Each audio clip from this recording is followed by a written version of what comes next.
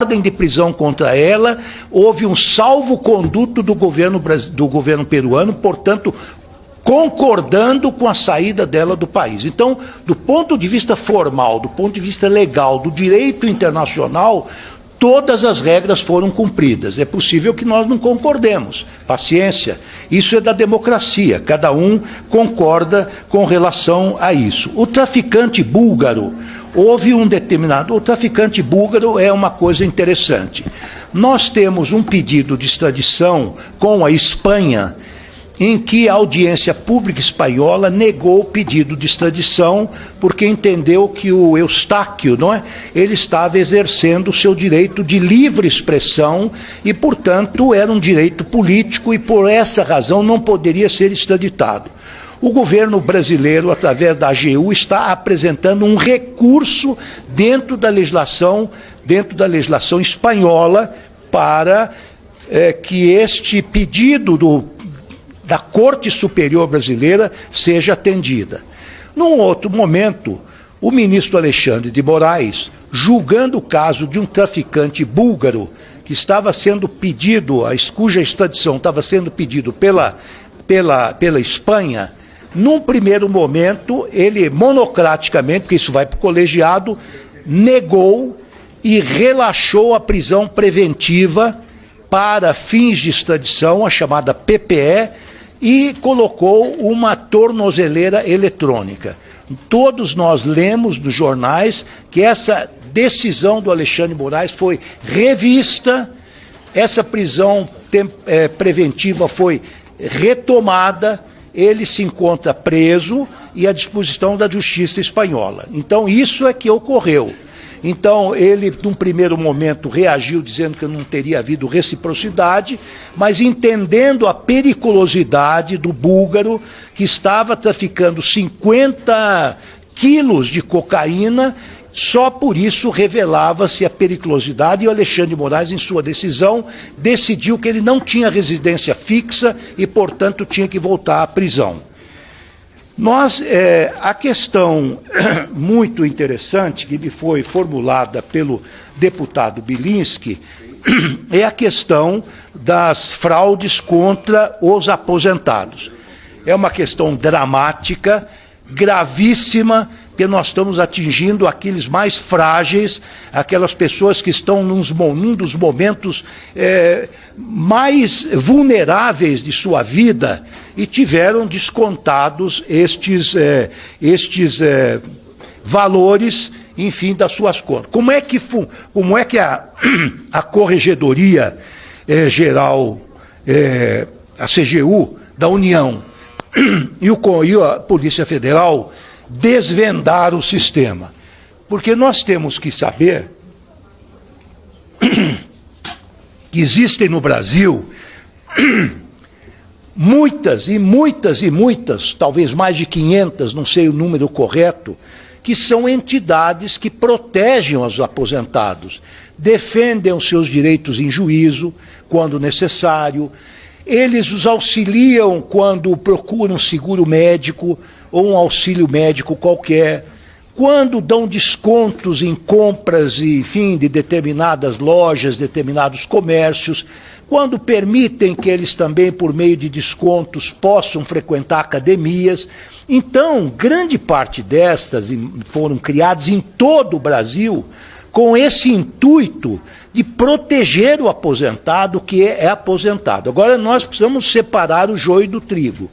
Para a manutenção de algumas destas entidades, nós não podemos colocar todas no mesmo caldeirão, dizendo que são todos corruptos, os dirigentes são corruptos. Existem algumas sérias, existem algumas, elas para sobreviverem, pegaram o beneplácito dos aposentados que participavam como membros, como sócios dessas associações, para que essas associações pudessem ter o caixa para manter esses benefícios.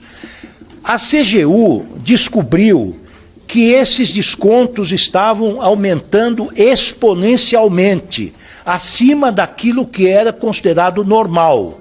Então, quando chegou um determinado momento, a CGU acionou a Polícia Federal porque imaginou que num volume dessa natureza poderia estar envolvido um crime de alto nível contra os aposentados.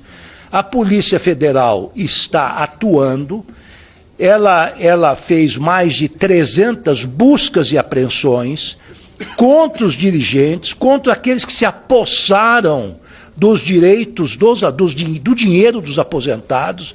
É um crime, repito, hediondo, vai ser esclarecido até o final e nós vamos buscar a prisão daqueles que lesaram os mais fragilizados em nosso país.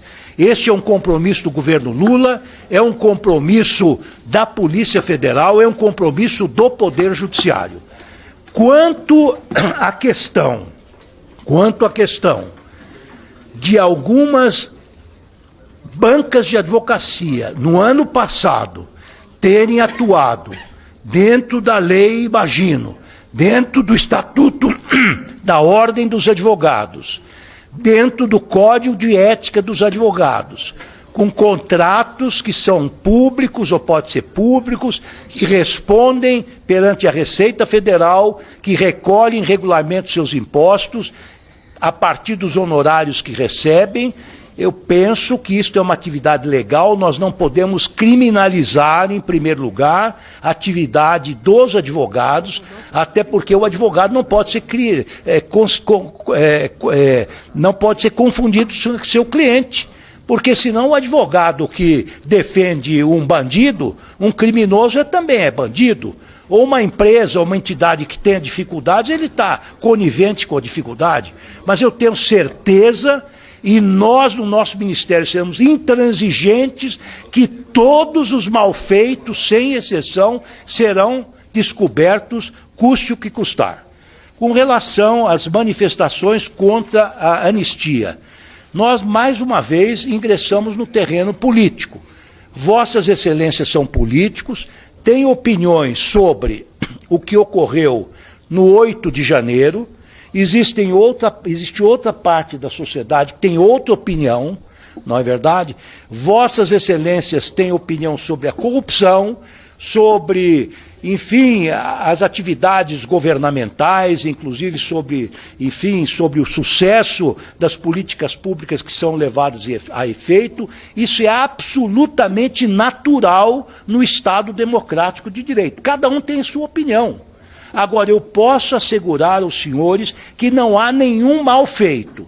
Se houve uma manifestação do doutor Andrei Rodrigues, que é o deputado, que é o delegado-geral da Polícia Federal, manifestando-se em tese contra a anistia, eu penso que ele, como servidor público, e à luz daquilo que ele tem conhecimento, no que diz respeito aos supostos atentados contra o Estado democrático de direito, ele tem, como cidadão e como agente público, não só o dever, como o direito de se manifestar, assim como, eventualmente, alguém do Supremo Tribunal Federal. Isso é próprio da democracia, essa questão está nas mãos